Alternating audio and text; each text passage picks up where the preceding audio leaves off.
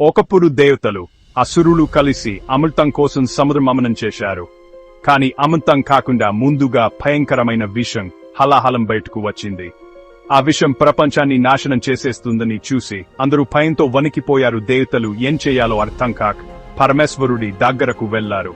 ప్రపంచాన్ని రక్షించేందుకు మహాదేవుడు ఆ విషాన్ని బ్రింగేశారు. కాని దాన్ని కరుపులోకి వెళ్లవ్వకుండా తన గొంతులో నిలుపుకున్నారు. అందువల్లే శివుడిని నీలకంఠుడు అని పిలుస్తారు. కాని పార్వతీదేవి భయపడింది. ఆ విషం ప్రభావం శివుడిపై పడుతుందేమో అని. పార్వతీదేవి తన ప్రేమతో శివుడిని రక్షించింది. ఆమె తన చేతులను శివుని గొంతుపై ఉంచి ఆ విషం శరీరంలో వ్యాపించకుండా నిలిపింది. ఈ గొప్ప త్యాగం వల్ల ప్రపంచం కాపాడబడింది. శివుడు తన బాధనులే ఉంచుకున్నారు. కాని ఎప్పటికీ భగవంతునిగా నిలిచాడు. ఈ కథ మనకు చెబుతుంది, నిజమైన ప్రేమ త్యాగంతో ధైర్యంతో నిండుంటుంది. జై